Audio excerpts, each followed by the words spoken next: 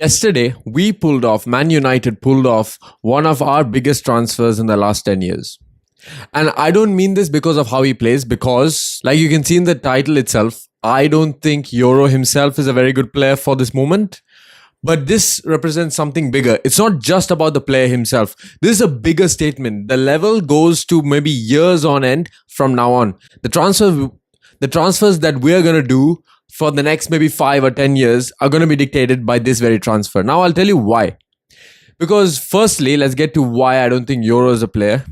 Because I've seen a few compilations of him and he looks pretty decent. But do not forget, back in 2019, when we were trying to sign Harry Maguire, I remember looking at his compilation and thinking, wow, this guy is world class. He is the next guy. He should be trusted no matter what. And in fact, I thought that even through the first few months of his career at United, right? And I fell for the trap.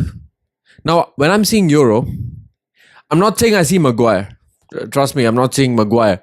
But the thing is, he's doing too many slide tackles, right? That's how he's intercepting the ball instead of getting ahead of the defender and taking the ball before time, which is a complaint I have with most of our players, especially Aaron Wan-Bissaka, who, by the way, I do not want to see leave, but he's most probably going to leave. But one of his biggest assets was the slide tackle, right? The spider tackle. He would tackle from anywhere and get the ball back.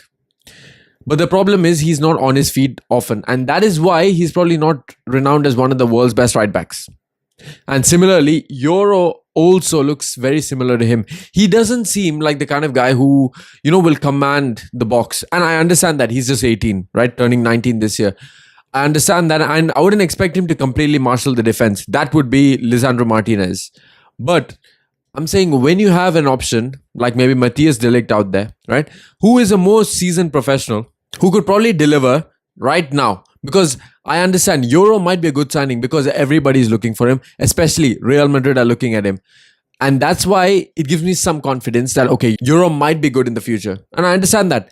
But if we are to trust Yoro, I would say he needs to deliver now. We need a centre-back who delivers now. Yoro is someone who for sure can deliver in 3 or 4 years' time. But we need somebody for right now because in the rebuild process, we need someone to patch up everything right now. And that I feel is De Ligt. De Ligt could do that.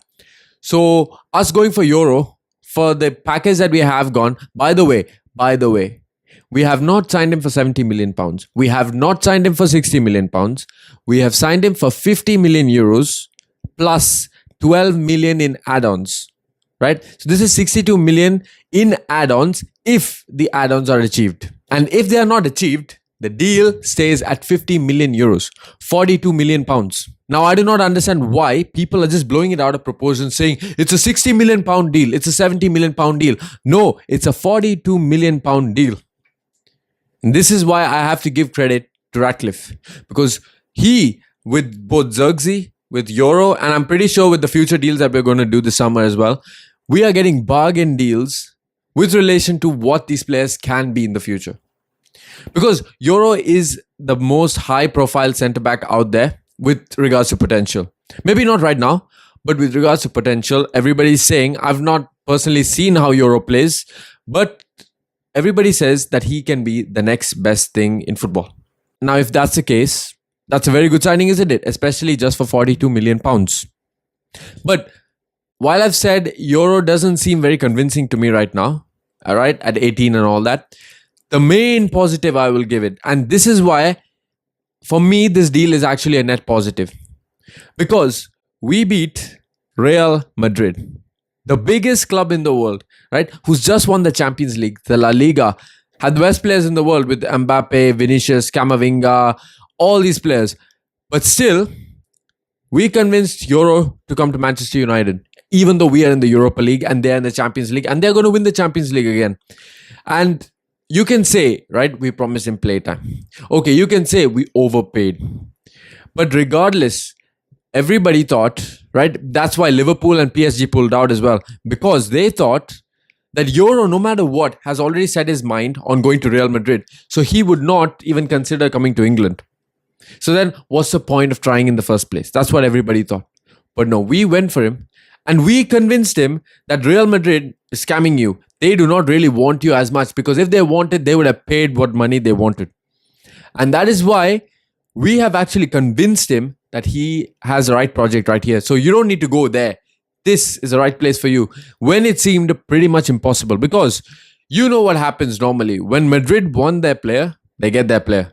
Because we see it with so many players in the past, especially you see players like Rudiger, Alaba. These guys, top class centre backs, they went to Real Madrid for free because Real Madrid already said, we will get you. Same thing with Mbappe. The rumors with Mbappe started nearly like 4 or 5 years ago. And just this season, he signed on a free. Remember that PSG could have got 200 million for him, but then they rejected him. And because of that, Real Madrid thought, okay, we're not going to put in any offer next season. The season after that, you're going to come to us on a free. And so they got him on a free. Now, they tried to do the exact same thing with Yoro. They said, you hold tight, we're going to sign you next season on a free.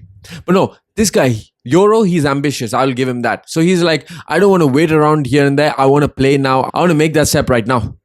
So he made that move. And now he's at United. He's going to get his medical done. And then he's going to be a United player just like that. And us beating a team like Real Madrid is actually going to give the entire football world a shock. Because now they're going to realize, oh my God, this board just beat Real Madrid.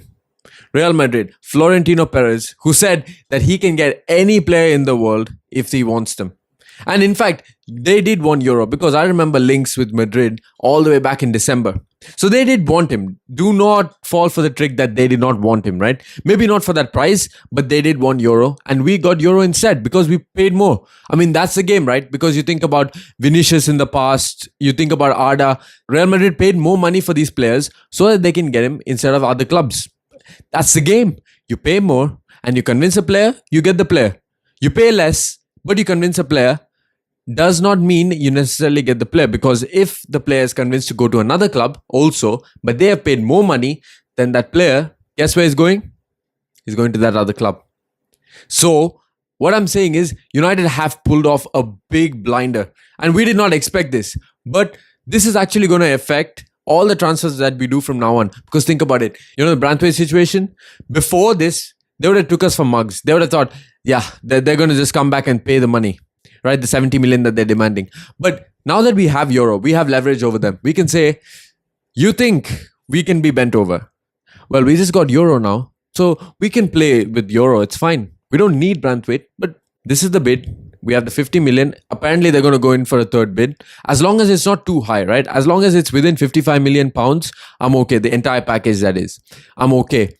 But if that's the package, now we keep it on the table. Now we're saying, here's the bid. Now, no other club is going to pay the money that you're asking for. We are paying 55 million. Do you want to accept it or not? The longer the transfer window goes, the longer Everton's going to think, well, yeah, we're not going to get this money again. It's not necessary that Branthwaite has a good season again next season. So we might as well just accept it. We could have a scenario where we could get Branthwaite in and Yoro in. Or De Ligt is already waiting, right? Even Bayern, we can do the same negotiating tactic. And now, because of the Yoro transfer, we have more leverage. And it's not only that. You have to think of it also from a United perspective, right? Everything that's happened in the past. Let's take the same kind of race all the way back in 2011 with Varane. When Varane was young, we were actually fighting Real Madrid in the exact same scenario. But that day, Real Madrid won. And guess what Varane did after that, right? He did everything and then he eventually came to United afterwards. But the young Varane, the excellent Varane, played for Real Madrid. Now we've just pulled off the same thing with Leny Yoro. Now you think back to 2021 when we could have got Camavinga, the same scenario. The deal was about 30 million euros, but we offered to pay. Because of our negotiating team, we could not convince him well enough to join us. That was when we had Champions League football and Real Madrid were not European champions either. And still, Camavinga went to Real Madrid. And obviously, we all know the Frankie de Jong's story. I'm pretty sure you're all tired of hearing about that. But that was another top target that we wanted. We couldn't get him because of the negotiating trouble. And then Maguire and De Ligt in 2018 and 19 respectively, when we should have got them. We should have ideally got them because they were our primary targets. But because of negotiating trouble, we couldn't get them in. But with Yoro, we were able to do that. Now, that's a big step if you ask me. And essentially, I would say this Yoro deal is a positive because from now on, our board our institution, Man United, is never going to be ragdolled again, because we know if we can sign a top centre back prospect like Yoro, then no one's out of our reach. So United's moving in the right way. And if you guys are interested to see more of the journey, then subscribe and like, and see you all in the next one.